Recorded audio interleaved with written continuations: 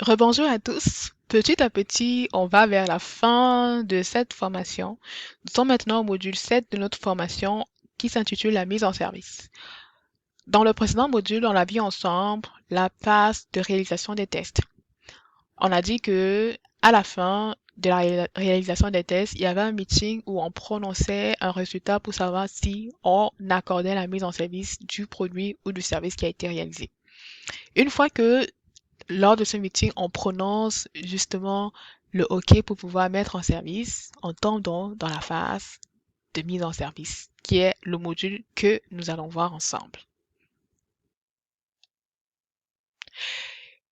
Dans le cas de ce module-ci, les objectifs, c'est vraiment pour vous, de vous aider à comprendre qu'est-ce qu'une mise en service, les différentes étapes, phases et outils qui sont importants à connaître dans la phase de mise en service. Les trois phases de déploiement. La mise en service comporte trois phases. La première phase est de cadrer. Vraiment, c'est la phase de préparation et de réflexion en amont du déploiement. La deuxième phase est la phase du déploiement qui correspond à la mise en service du produit ou du service auprès des utilisateurs finaux. Et la troisième phase, c'est vraiment la phase où on clôt. C'est l'aboutissement. C'est vraiment la phase où on fait un bilan, on capitalise sur la manière dont s'est déroulé le projet. Il y a 8 étapes dans la phase du déploiement ou de la mise en service. La première étape, c'est cadrer le déploiement, comme mentionné tantôt. Ensuite, dans la phase de déploiement, on aura la vérification de la documentation technique, construire la documentation utilisateur, organiser la formation, organiser la garantie et la maintenance, organiser la formation des utilisateurs et déployer le produit ou le service. Et ensuite, on va clore le projet. L'analyse à faire va vraiment interagir au niveau de la phase de la construction de la documentation utilisateur, de l'organisation de la formation et de l'organisation de la formation utilisateur. Dans ce module-ci, nous n'allons pas voir toutes les étapes parce que toutes les étapes ne sont pas forcément liées au métier d'analyse d'affaires. On va vraiment voir les étapes, on va voir toutes les étapes, mais on va pas voir tous les outils. On va juste vraiment se concentrer sur ce que l'analyse d'affaires a à faire de son bord. Donc, voici la liste des phases, des étapes et des outils qu'il faut utiliser dans la phase de mise en service. Construire la documentation utilisateur, comme je l'ai dit tantôt, on ne verra pas toutes les étapes. On va juste se focaliser sur les étapes qui sont réalisées par l'analyse d'affaires. Donc, dans cette étape-ci, l'acteur réalisant cette fiche, c'est vraiment l'expert fonctionnel ou le représentant des utilisateurs, le rédacteur qui sont impliqués. L'outil disponible, c'est vraiment une technique documentaire. Vraiment, il faut recueillir le besoin en matière de documentation. Vous pouvez demander aux représentants des utilisateurs pour savoir qu'est-ce qu'ils aimeraient voir dans la documentation. Et il faut construire la documentation. Il faut tester la documentation dans le sens où il faut peut-être la faire lire, s'assurer que toutes les informations y sont pour que ce soit une documentation vraiment exhaustive parce que, comme je dis toujours, la plupart des projets informatiques sont réalisés par des consultants informatiques qui sont appelés à quitter l'entreprise. Donc, il faudrait que lorsqu'ils quittent l'entreprise, il y ait toutes les informations disponibles pour pouvoir continuer le projet ou modifier l'application au besoin et aussi cette documentation, elle va souvent servir également de formation pour les utilisateurs. Il faut mettre en forme la documentation, il faut diffuser, assurer les conditions d'évolution dans le seul sens où il faut peut-être faire un document qui soit modifiable par vous ou bien par d'autres personnes qui ont les connaissances et les compétences pour pouvoir faire la modification. Il faut définir aussi les différents types d'utilisateurs et niveaux d'utilisation. C'est très important parce que, par exemple, lors de l'utilisation d'une application, les utilisateurs n'ont pas les mêmes accès, n'ont pas les mêmes droits sur l'application. Donc, lorsque vous faites ce type de documentation-là, pensez aux utilisateurs qui ont plus de droits que d'autres et expliquer expliquer en fait les fonctionnalités qui sont réservées à certaines classes ou catégories d'utilisateurs.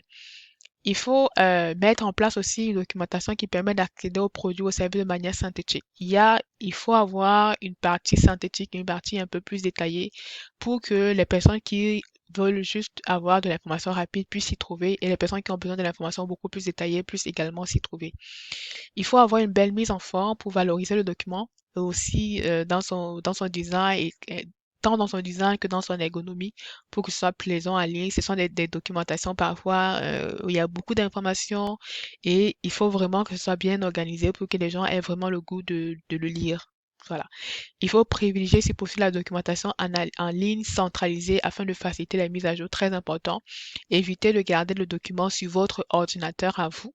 Il faut vraiment le mettre dans un espace partagé où tout le monde pourra y avoir accès en cliquant par exemple sur un lien. C'est très important.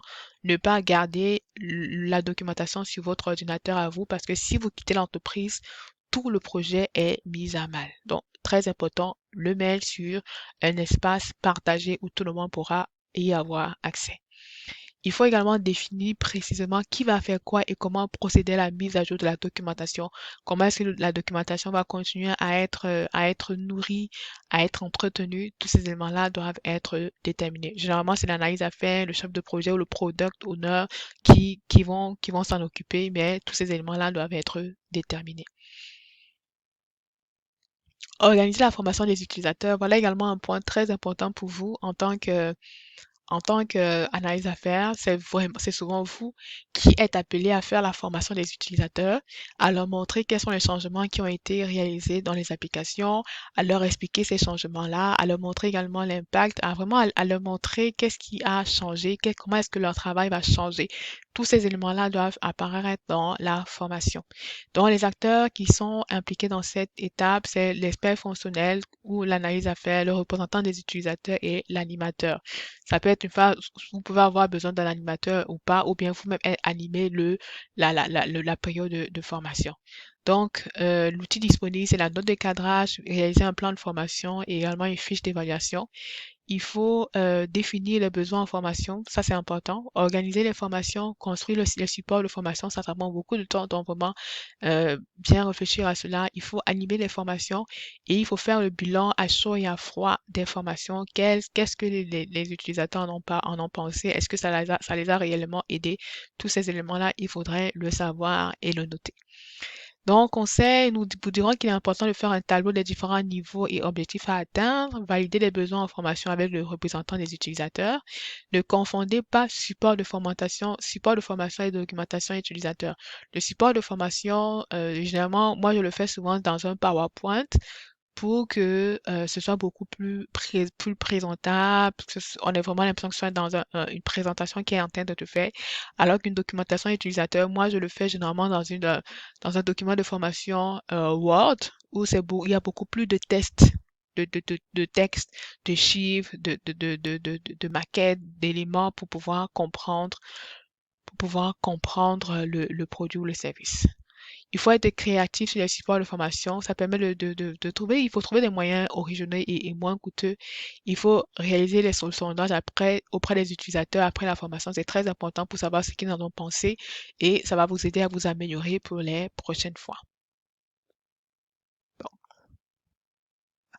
Donc, nous avons terminé avec la phase de mise en service. C'est une phase où l'analyse à faire intervient tout souvent au niveau de l'organisation du document des utilisateurs et également au niveau de la formation des utilisateurs.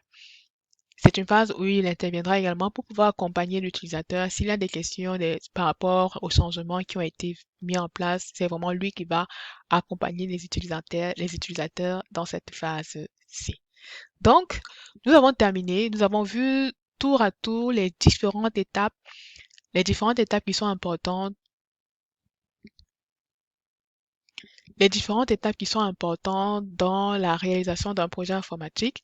On a parlé de l'étude préalable, on a parlé de l'analyse des besoins, on a parlé de l'analyse technique, on a parlé de la réalisation, on a parlé des tests et on a parlé de la mise en service. Toutes ces étapes-là sont extrêmement importantes, sont extrêmement pertinentes dans le cadre de la gestion d'un projet informatique et il faudrait vraiment le savoir. Pourquoi est-ce qu'on utilise ces méthodologies-là? C'est la raison pour laquelle on a le chapitre suivant où on va parler de la méthodologie de gestion de projet, ce qui est extrêmement pertinent lorsque on veut réaliser un projet de manière méthodique pour s'assurer que aucun élément n'est oublié. Donc, rendez-vous au prochain module pour voir ensemble la méthodologie de gestion de projet.